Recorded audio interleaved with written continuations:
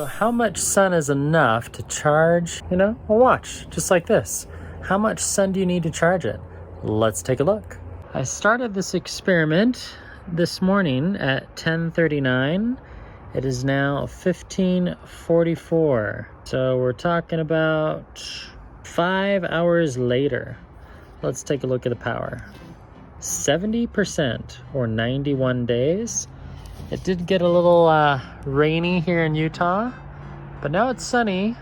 We're not underneath direct sun, but it has been outside. And what Garmin claims is if you're outdoors and you have at least 50,000 lux, so that's kind of your solar intensity or light intensity, then the battery can last for weeks at a time. This is the Garmin Enduro, and if we go to the solar intensity, look at all that intensity. That's a lot, right? And to even give Garmin a better chance, I went into the control menu and I put it into battery saver mode and airplane mode. And now if we go back down, 70%, so you're thinking, wow, how many percent did it go up? Let's take a look. So SGT stands for Solar Charging Test. This is my 27th test, give or take, over the last, 4 months since I first got the Instinct Solar last year. And here we go. So we have the current time, 15:46, and we've got to 91 days and 70%. So over 5 hours, we've gone up 1%. So it says 91 days. That's because we're in battery mode. So you just do a long press on this little button here in the top left, and then you select, you turn off battery mode, and then we'll turn off airplane mode. So now it's going to connect to my phone, and now it drops down to 21 days and 70% still. And that's what we started with, 21 days. But hey, we went up 1 whole percent. So that's good, right? Is that good? Well, if you're new to Garmin, you're probably wondering, is 1% good? Over 5 hours? No, that is not good. Not for this Enduro smartwatch. It doesn't have the name solar in it, but it does say Enduro, endurance, battery life, yes. And then you might be asking, okay, well, what other solar watches does Garmin make? Last year they released this one, the Garmin Instinct Solar, which if you compare the two of these, this one is night and day difference in how fast it charges via solar power, and I'll show you that in just a minute. The other ones they make, they also have the Fenix 6 Pro Solar Edition, and then there's also the Quatrix 6X Solar, and then there's the Instinct Solar Camo Edition, Surf Edition, and a Tactical Edition, which is even kind of more of a military watch, and also has it has a more military tactical functionality. It has different features that this Solar Edition doesn't have. So currently, if you prefer a Sapphire Edition for many of these Garmin watches, you don't get Sapphire and the Power Glass combined together. So it's one or the other. And yes, there are chapter shortcuts down below. This video will probably go over 10 minutes. I have several pages of notes. Yeah, I spent hours researching this. Been wearing Garmin for well over 15 years on and off. I'm not going to say that I'm a Garmin expert, but I know quite a bit about Garmin, and I hope that comes through in the video. If we take a look at these two watches, they're very different, and let me show you how. So we'll zoom in really close, and then I'll turn on the backlight so you can really see. So this is the control wheel for the Garmin Enduro, and then also there's a control wheel for the Fenix, and also for the Instinct. So right there, you see that gray line? That's the solar panel, and there might be a little bit underneath that yellow distracting kind of green line. And then this whole area, the face, so where all that content displays, that is the power glass. So the outer perimeter, 100% solar panel.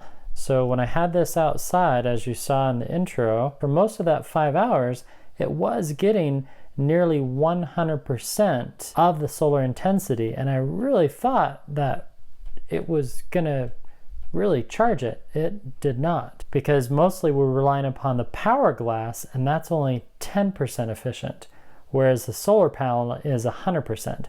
So if the solar panel can only charge it in 5 hours 1%, then power glass isn't doing much at all. And now we switch to the Garmin Instinct. This has a much larger solar panel, gray matter. That is the solar panel. And then as I go through the widgets, see all that text right there? This whole section is power glass. So 10%, 100%. Had I had both watches next to each other out in the sun for the same amount of time, this would have gone up probably 10 to 15% with that much sun, whereas this one only went up 1, maybe 1.5%. Now it is worth noting that Garmin is not the only organization to utilize these see-through solar panels. General Electric, Bright, Ubiquitous Energy, and that's just the tip of the green fuel iceberg. I'll place the links in the description below if you're curious about clear solar panels and more about power glass. Now, as far as power glass, and again, this is the power glass, the actual watch face, and the outer perimeter, that's the solar panel for these two watches that Garmin makes. So here's Garmin's definition. Garmin solar watches use a power glass watch lens to convert sunlight into battery power, extending your time in between charges. That's the key thing right there, between charges. Solar charging is not designed to be used as a primary charging source or to achieve indefinite power. The solar intensity will be displayed on the solar watch face or the solar intensity widget as an icon that fills as the solar intensity is increased, as shown in the examples below, and I'll throw up some screenshots. These represent the amount of sunlight or lux conditions received. When the watch is in full direct sunlight with a solar intensity of 100%, it is receiving approximately 50 lux or more. Additionally, a line graph will be visible on both the widget and a watch face displaying solar intensity over the last 6 hours. So there you go, that's how Garmin defines it. And then there's your solar graph right there on the watch face. If we zoom in, you can see that right now we're not getting any solar activity, but if we go to the widget, like they said, there's that solar intensity widget, which shows nearly 100 lux for over 4 hours. So I don't know what happened, but I was disappointed that the Enduro does not charge as quickly as the Solar Instinct. And I've done other tests, and you can see those in other videos that I've published. So next on the docket are some common questions about solar watches. What if my watch is off? Will it charge? Yes. Both of these, the Garmin Enduro and the Garmin Instinct Solar, they will charge even if they're completely dead, which is a really cool feature. If you're camping and your battery dies and goes to 0% and you're on the Pacific Coast Trail, well, you can just put this on your backpack or wear it visible in the sun and you can charge it. I did this in a test and it went up 5% over 2 hours. This one, not the Enduro. So you can charge your Instinct when it's completely off, but if the temperature outside gets too cold or too hot, yeah, your Garmin gadget will stop charging to prevent damage. So it does have a temperature happy place. And I'll put a full list of gadgets that are using Gorilla Glass in the description below. Next on my review, likes and dislikes. So we're just gonna pull off the Band-Aid here. I don't like the size of the watch. I do, and at the same time, it is big. And it really depends on whether or not your wrist can support such a large device. And my wrists are just right at the point where it fits, but yet it doesn't. And there also is a thickness to the watch that you may or may not have realized online. So it's about the same thickness as the Instinct Solar, so I didn't mind it. When you wear, dress clothes, sleeves, you'll notice it. For me, this is more of a happy medium thickness of a watch. This is the Garmin VivoActive 4, and you can see it's quite the difference in size and also overall girth. The lack of color maps, well, instead of the Enduro being a true sister watch to the Garmin Fenix, yeah, it's kind of a stepsister because it doesn't have those color maps, but at the same time, not be an issue for you, and you don't really care about color maps. Next, number 3, the yellow greenish ring. It's just always there, and I'm not a fan of that color that Garmin used. And again, that's a personal preference. Number 4, the weight. Normal day use, I didn't really notice it, but when I begin to run faster than 8 miles an hour, yeah, I have to stop and crank down the band a bit. Otherwise, it does move around on my wrist. And it is easy to tighten. You can just quickly... Okay, not that easy. I'm not even gonna try it. Oh, and then the band came off. So hopefully that doesn't happen to you while you're running. Number 9, not a dress watch. I think if anything, this is more dressier. This is the Darth Vader version that came out over 2 years ago. Just has a nice clean look. Or yes, the Apple Watch, very nice, very dressy, and you can quickly change the bands. And yes, you can change the bands on the Enduro. This is a sports watch. We're not gonna pretend otherwise. So we're gonna end this, and this takes us to the next one, number 6, the sound. The beeps and alerts are not customizable. So hopefully you can hear that from my lav mic. And we're just going to... Now this part I do like, the large font, and I'll get to that later. So I wish you could customize the sound, and I wish the beeping or the sound feedback was a bit louder. When you're outdoors, it can be hard to hear. Now the button navigation, awesome, we'll get to that. Number 7, the price tag. Well, $799 is a hard money pill to swallow. But then again, I mean, it's an adventure watch, so personal preference.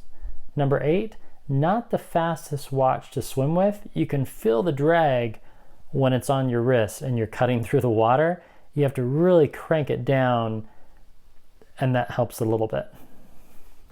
You really notice it when you're swimming above 500 meters. If you're swimming short distances, not so much.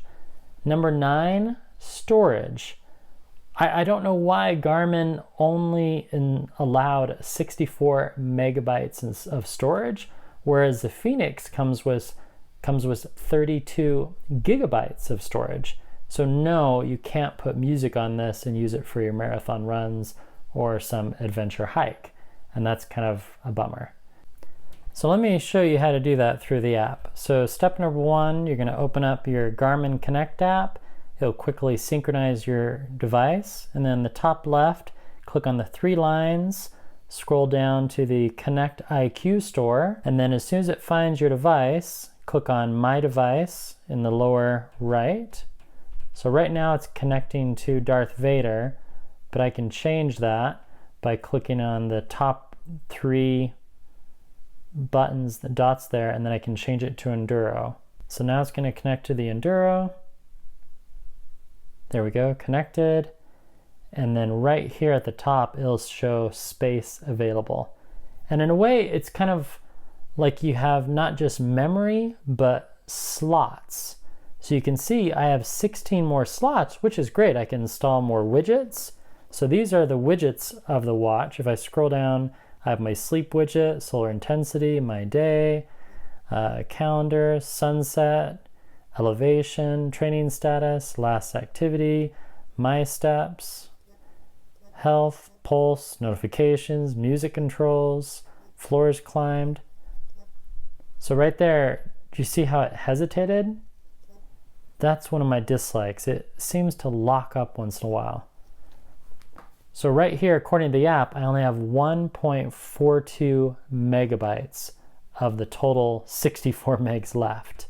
I mean, there are my device apps, so I only have 2, Find My Car and Area Calculation. I don't have a lot of apps. As far as data fields, I have the graphical elevation, all by Garmin. I haven't installed any third-party software. Even all the watch faces, I believe they're all made by Garmin except for one. Okay, maybe a few that were not. Okay, but mostly Garmin. But then all the widgets are Garmin. So I have the hydration tracking and sun and moon.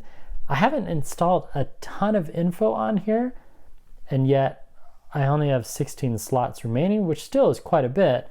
And one thing to explain is that even though it looks like I'm out of space, not really, because I still have 16 slots left for more watch faces and whatnot.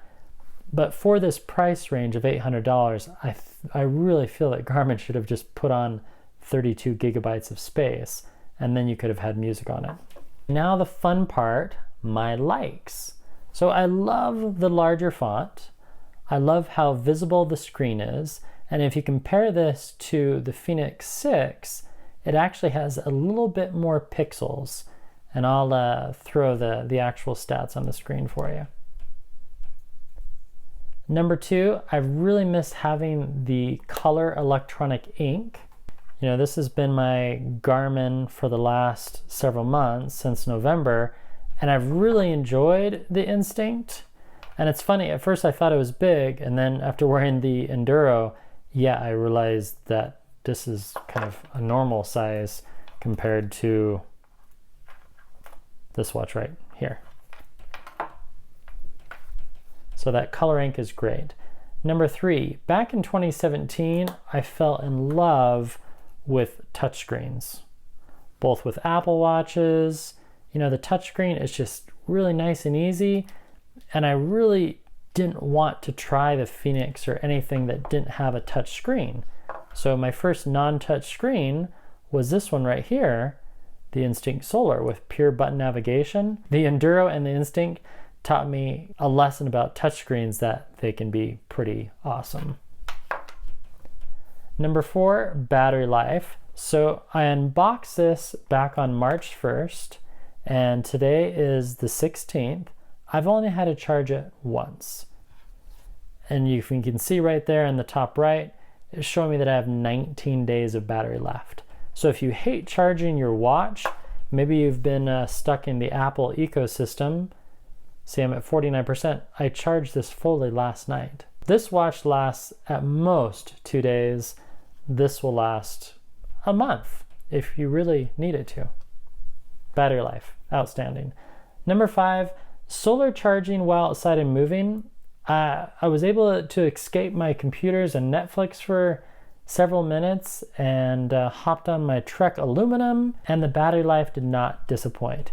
Even though the test today was a little disappointing, I went on a 2.5-hour bike ride outside, logged 30 miles on the bike, and the battery life only dropped 3%.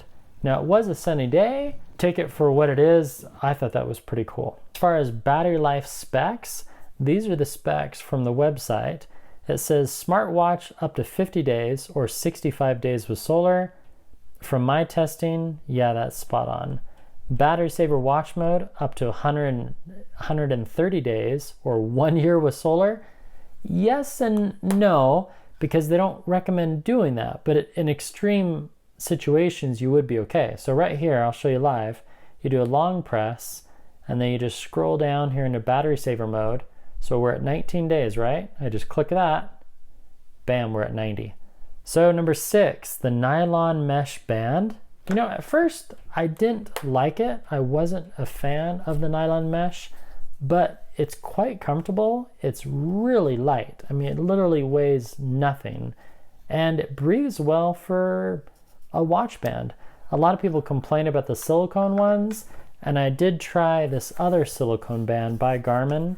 I actually put it back in the box because I'm going to return it. The color choice was not my favorite. And I mean, it adds a tiny bit of weight to your wrist, but I just didn't like the way it looked with the watch. No offense, Garmin. Number 7, I really liked the swim workout with the watch. Yes, there is some drag, but it's incredibly easy to read the data while you're swimming, and it just keeps you in check, and it just works with the button navigation. There's no touch screen to disturb your workout, and it's worked every single time. The Instinct Solar has crashed on me a couple times with a swim workout. I don't know why. So for swimming, if you can put up with the drag, it's great. Number 8, sleep data. There is a warm, cozy feeling to awake with just one gadget and know how you slept. So as soon as you wake up in the morning, there's your sleep data. 7 hours and 28 minutes. You get a sleep score, which is really nice. I like the sleep score. Long but light sleep. And then you click down.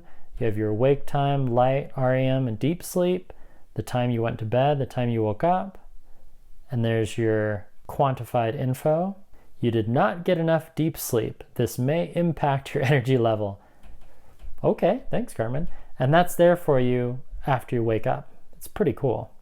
Now, the negative part of this, I know we said we wouldn't go there again, but we are. When you go back to the app and you look at your sleep info, that sleep score is not there yet. You have your stages of light, you have your pulse OX graph, which is great, and respiration. Someone asked about that online. Yes, it does a great job tracking your respiration, and it gives you wonderful information. There's my average breaths, and then I can go to 7 days and I can see my chart over 7 days. Same for pulse OX. Really cool. But what's missing is that sleep score and then the overall sleep summary. You did not get enough deep sleep, so that may impact my day. I'm sure Garmin will add that soon. Number 9, readability. So we filmed outdoors in the beginning of it, and then inside, even when I don't have the brightness cranked up to 30, I usually keep it around 10 to 20. It's really great to reading. I mean, it's a Garmin. It's their electronic ink, and the readability is wonderful. And I don't have any overhead lights, so the glare is really minimal as well. Number 10, AOD. AOD, this stands for Always On Display. Apple made a huge deal about this with their watches. I keep it off because I don't like the way it works, and it really, really zaps the battery life. But Garmin's figured a way around that. In all 3 of the Garmins that I've shown you in this video, the battery life is wonderful and AOD is always on. This one will go for 5 or 6 days. This goes for weeks. This apparently can last for months. This one goes for maybe 28 hours, maybe 30 if you played around with airplane mode. So you're always doing this thing or tapping it awake. Kind of drives me crazy. Always on display. There's not much else I can say. Number 11, contrast. The screen has a gorgeous contrast similar to the Instinct, and it's just brilliant, and I love the way they did the colors. At times it is simplistic. I mean, it's not as rich as an Apple Watch when you're browsing through the apps, but again, it's all about your ecosystem and what you want. Do you want to be charging your watch every 2 days, or do you want to charge your watch every 3 weeks, or every other month if you're in battery saver mode? Number 12, smartwatch capabilities. Well, the notifications, quick replies to text messages, Google Hangouts, Facebook Messenger, it works well. I'll show you an example. Testing, are you there? So right there, you just click. You can dismiss, like. So that quickly likes the text message. Want to go running. I can block the app. I can reply. And then these are the canned replies, and you can quickly respond. You can edit these in the app. I'm going to say, I'm in a meeting, call you later. And that's how quickly the reply goes. And I have this on my laptop right next to me, so the replies actually get sent that quickly. So that's pretty cool. And the same goes with the text message. It's a very similar interface where you just get the message and then quickly reply. So then your friend will reply back. Okay, we can go running tomorrow. And then you can like that. So there you go. There's the messaging. Alarms, well, they're loud enough to wake me up. Let me show you how loud they are. But if you just do a long press on menu, go down to clocks, alarms, add alarm. So we'll do alarm for 7:16. Then it's going to ask if you want to repeat it. No. And now we wait. Now we'll rest it here on the wood, and then you should be able to hear how loud it vibrates.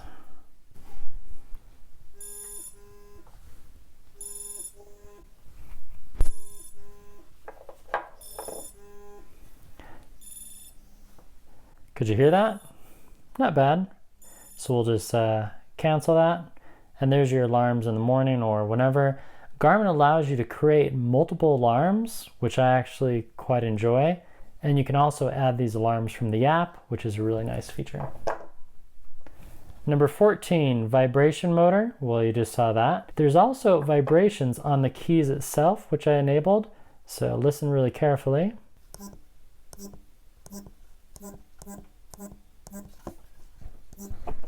Pretty strong, right? Then if you're wondering how to turn that on, you just scroll down to settings, keep going all the way down, or you can go up to system, sounds, vibration on, key vibe on. So now, since I turned it off, you'll notice that there's no key vibration, but I actually like it on, and I haven't noticed a huge dip in the battery. So there's the ketones. Now that gets a little bit annoying, but you know, if you need them, it does have that, and the alert tones are on as well. Number 15, screenshots. So let's say you have some really cool info on your watch and you want to memorize that. If you hold down the down button and the GPS button simultaneously, watch what happens. First, we'll go to something really cool. So let's say you got a perfect night's sleep and a score of 100. You could do a quick double button. Screenshot taken. So where does it go? Well, that's the tricky part. Let me show you. Find your Garmin cable. And then if you have a silly Mac, you want to connect a USB-A port. Connect that. And then connect to the back of your watch. And then as soon as you do that, it's going to connect to your computer. So after you connect to your Garmin, you want to open up the Garmin Express app. And that's going to connect your Garmin to your computer. So now it's going to synchronize. And then also, if I open up Finder, I should see my Garmin there on the left, and there it is. So you want to open up the Garmin folder, and then if you scroll all the way down, you'll see this folder right here, screenshot, or SCR, anyway, you can see it. And these are all my screenshots. So if I sort this by date modified, there's the screenshot we just took. Now, don't ask me why, but even though the watch is circular, the screenshots are square, but they're very visible. I mean, they're good resolution. So here are some cool screenshots that I've taken. So HR recovery, I swam 1,700 yards the other day. I was pretty stoked about that, and so I did a screenshot to remember it. And then I'll often quickly take screenshots of sleep to remind myself of the sleep score. So there's what the sleeping icon looks like when you're sleeping. You can click on this button right here in the top right, and that closes your sleep. Cycling workouts, there you go. So there's my sleep score of 84 that I had a while back. That was pretty cool. So there you go. It takes screenshots, and every so often, if you just connect to your Garmin, then you can grab all those. So what I'm going to do is I'm going to copy all these. Command A, copy, and I'll just paste those on my desktop for use later. Now I know this is going to come up, so I'll just address it now. You know, solar charging is not that fast, and you're right. We were at 69%, we're already at 71%, and we're just charging through a computer. Yes, it's much faster to charge the Garmin Enduro and many other watches through power. The point is, not all watches have solar charging capability, and that's something really cool. Now, before you disconnect it, right there in Finder in the bottom left, click on Garmin and then eject it. And that's going to eject it from your computer, and then the watch screen will look different as well. See, there you go. Now it's still charging in the background, and you can see the plug indicator instead of solar. Number 17, health tracking. Well, it just works. It has heart rate, SpO2, respiration, VO2 max, steps, stairs, floors climbed, intensity minutes, GPS tracking, elevation, storm alerts, stress monitoring, body battery, and yes, it even tracks your menstrual cycle. Number 18, the Garmin user interface, or as many geeks call it, the UI. Well, I just really like it. It's very simplistic. At first I didn't. It took me a while to get to learn it. And again, I've been using Garmin on and off, well, almost daily, pretty much for the past 5 years. And after a while, the UI becomes second nature, both on the watch and when you're navigating the app. So I like it. And yes, it is a quick navigation among a plethora of features. I mean, if you look at the widgets alone that I have installed on this Enduro, sleep, solar intensity, it has my day, my last workouts, breathe work, flights climbed. I can scroll down and it shows me flights climbed for the last week. I have an average of 17 flights of stairs. There's all my steps. It's just so many features, so much health monitoring. As far as swimming features, that's pretty good as well. Let me switch to the app and I'll show you. You'll see an entire section about swimming. So they have available swim profiles. There's open water swim metrics, there's pool swim metrics, stroke detection, drill, basic rest, repeat, auto rest, time and distance, pacing alerts, countdown, pool swim workouts, critical swim speed, underwater wrist-based heart rate, which has worked really well, and there's heart rate from external HRM devices, such as this one right here. I was able to connect this Polar Verity Sense. That actually was pretty cool. I was surprised that it worked. So you can connect external heart rate monitors and use just the wrist heart rate on the back of the device as well. So here's a swim workout that I did last Friday. And if I scroll down, there's the pool workout. I can click View Activity. So it gives you a quick summary. There's my distance, time, average pace. So there's the pace. I can do customized charts. It has the S-Wolf, strokes, heart rate. And I found the in-water heart rate to be quite accurate. I compared it to the Polar Verity, and they're about the same. There's my overall distance, pool size, anaerobic benefit, aerobic benefit. There's the intervals, time and zones for heart rate. So mostly in zone 3 and zone 2. And then if I scroll up, I can do lengths and rests. So it automatically goes into resting mode when you're resting on the side of the pool, which is nice. And there's the distance. And you can even put in notes.